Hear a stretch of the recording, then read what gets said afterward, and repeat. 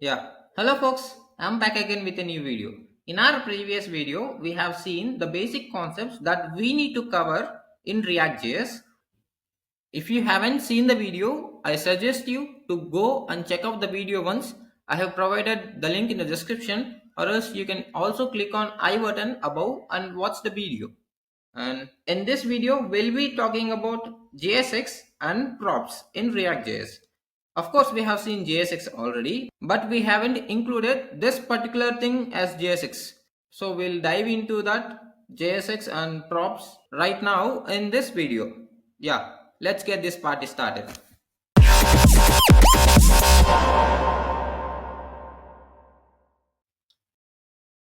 Yeah, but what is JSX? JSX stands for JavaScript extension. Yeah, you heard right. This JavaScript extension JSX is one of the features of React.js, and this is commonly used in React to describe what the UI should look like. And it allows you to write HTML like code directly within JavaScript, which make your code more readable and easy to understand. Okay, let me tell you with some coding examples. Let's erase them all. Okay, say like JavaScript extension is actually a combination of JavaScript and HTML. You don't have to worry about it. Say we define variables using const or let, right? So const, say element is equals to, say within our heading 1 tag we'll say hello world. Yeah, this is a JavaScript extension, JSX element. And this JSX may look similar to HTML, but JSX is different in some cases, like say for classes, for styling, during class declaration, say we say class is equals to, within your styling, say div, inside your div you may say class is equals to the following class name, say container, right? But in case of JSX, you should not use this class because we have already a class which is a predefined word in JSX, right? So we use class name. Yeah, class name is equals to container. And similarly, we use for, right? Like say input type is equals to, likewise say for input we say input for is equals to following by say name, whatever it is, and we include some required things, right? But in case of JSX, we cannot use this for. We need to use HTML for. Yeah, you cannot say for because it takes the predefined word which is for I is equals to 0, and so you cannot use for right here. So if you want to use for, you need to use HTML for, so that it will be identified. You have to use HTML for only, you cannot use for. And similarly, you cannot use class, you should use class name. Likewise, it is just something small changes, that's it. And say element, if you call this, yeah, it's now called, previously it's underlined with white letters because it's not called. And control S to save. When you call this, you can also see a HTML. This is page 1, along with that hello world, say from page 1.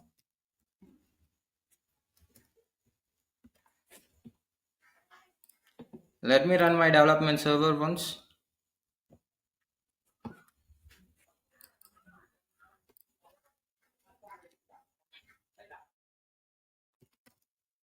Say /nv/clips/activate to activate our virtual environment. Like we work inside this virtual environment, right? Say cd to my project, and then yeah, cd to this React app,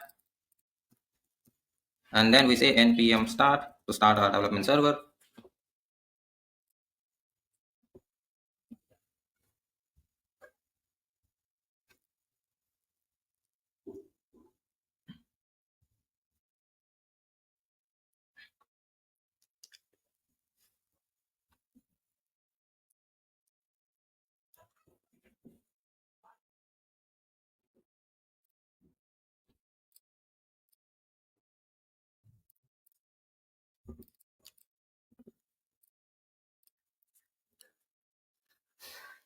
Yeah, this is the signal that your server is now running. If we go to page 1, yeah, this is page 1, hello world from page 1, and this hello world from page 1 is actually this element, right? And we are calling that inside. So that's how you need to know about JSX and implementation.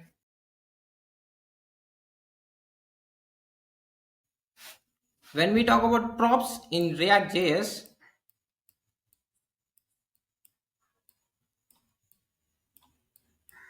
props are simply properties. Yes, you heard right. Properties. Properties are crucial for passing data from one component to another. But what are they? Let's see them what they are. So props, they are read-only elements actually. Like you cannot write them, override them, and they can be used to pass data from parent component to the child component. We pass data, which is called props, properties. And you know what? They make components reusable by allowing you to customize with different inputs. Say previously you have an input called programming stuff, hello world programming stuff. Then you say hello world React. So hello world programming stuff previously, and now it could be hello world React. And this is passed from parent component to the child component, right? And we'll implement them right now, but this is how data passes from parent to the child. So we give input in the parent component, and it will be transferred into child component, and it will be rendered from the child component itself. Actually you can input right here in the child component, and you can take input in the parent component also. Like it is acceptable, we won't do that because giving input in child components changes the data inside parent component. It may sometimes leads to some disturbances in our code base. So we actually pass data from parent to child actually, majority. If the time proceeds that we need to pass data from child to component, then we can do this, but we won't actually. That depends upon the situation. Okay. And okay, let's see the implementation. Like we'll create a parent component and a child component. We'll call the child component from the parent component, and we'll see how things do work.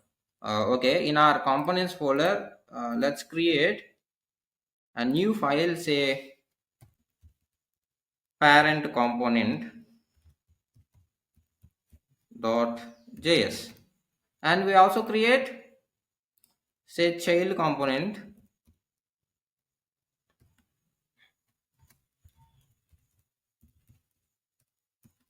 Yeah, we have created child component and a parent component. So in our parent component, let's create a function called parent component. Okay. For this, say we create a function followed by the function name, say parent component, and inside this parent component we have the following. Say we create a variable called greeting, which produces hello world, and then like this is just a variable, right? Now we need to return something from our function, and don't forget the semicolon. And yeah, inside this return, let's say a div component. So inside this we have we are calling child component with some message. Say child component with some message equals to say greeting, but this is not a closing tag actually. Wait, we haven't created a child component function till now. Okay, we'll create them right now. Something went wrong. This one is not closed. Okay, that's how we create parent component, and we need to import the child component, right? And child component is inside components uh, page. Right, first create that function also. So function followed by the function name, which is um, child component, and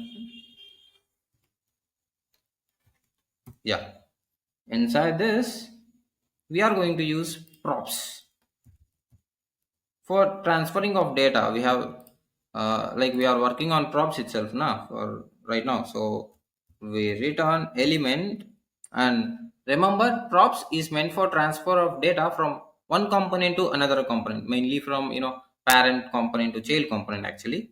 And return followed by the semicolon, and then inside this return we say div component. We create a paragraph.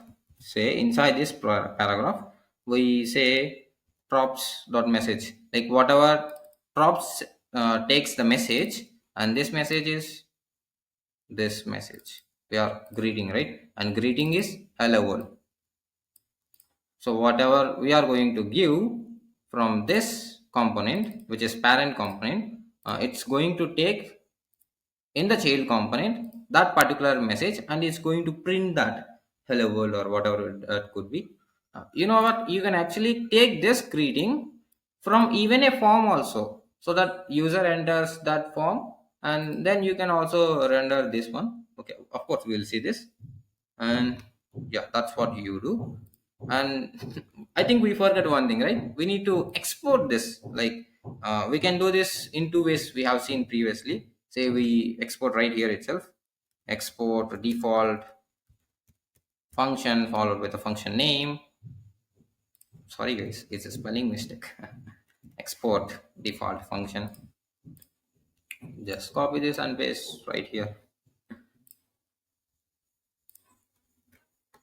Export default function, parent component, and we are calling child component, right? But we haven't included child component. Let's import the child component. So import child component from dot slash child component. Wait, we forget the first rule.